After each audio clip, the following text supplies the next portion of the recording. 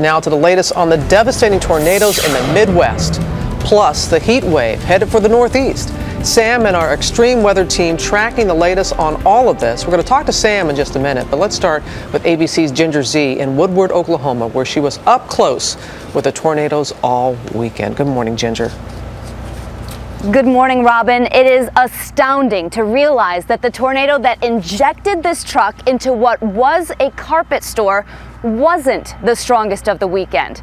It was one of the 136 reported tornadoes, and unfortunately, the only one that was deadly.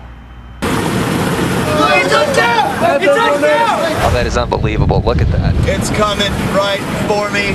From the astonishing, oh my god, to the simply unbelievable. 2 tornadoes!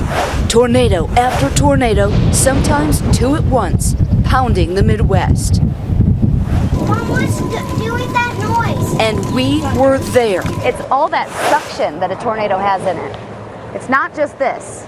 You definitely have that vertical, and you can see it growing on the sides of this tornado.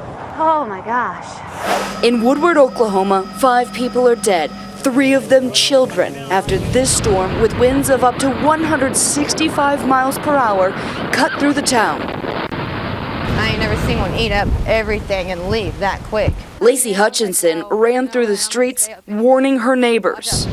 You see the tornado, Yeah. and then you start yelling. That's the first thing I did. Just watch out for my community. This is kind of a chancy thing you did by running outside. Oh yeah, and it almost sucked me in because my husband even grabbed me. About 20 people from this neighborhood did make it into these storm shelters the second time they'd been there in a day. 89 homes and 13 businesses were destroyed in Woodward. 30 people are injured and 8,000 are without power. What seemed like an eternity. We can rebuild the houses, we can rebuild the town. We can't rebuild those lives.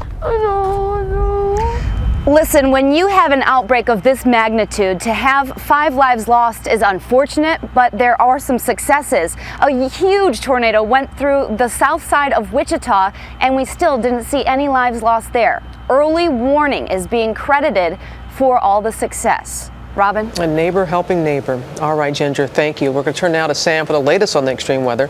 The tornadoes and now a steamy heat wave headed for the northeast. It's already, 66 degrees this early in the morning, and it's coming right on the heels of one of the hottest months ever, right, Sam? Yeah, exactly, Robin. But let me go back for just a second. I want to show you the radar because that line of storms over the weekend is still strong enough to kick off this line of storms that runs all the way from the Great Lakes down to Texas. Now, we have had a few tornado warnings around the Corpus Christi area in that same line of storms early in the morning. Now look at the tornado count from the weekend. As Ginger said, that 136 tornado reports, not the most if you're wondering. 208 tornadoes in one day in April 27th, the most tornadoes ever reported in one day.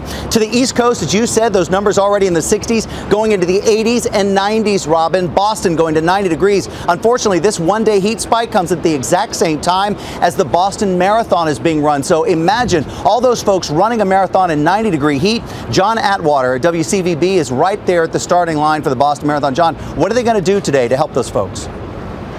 Well, Sam, weather is certainly going to be a threat. Race organizers have done something they have never done before. It's something pretty dramatic. They have trained 400 runners in CPR in case there's an emergency along the route. Now, along the 26.2-mile route to Boston, there are a few hospitals. Hospitals are preparing for more patients today. 27,000 people have signed up to run this race today, but we're expecting several thousand to drop out because it is going to be so warm. Of course, if you're on the sidelines as a spectator, it's a beautiful day.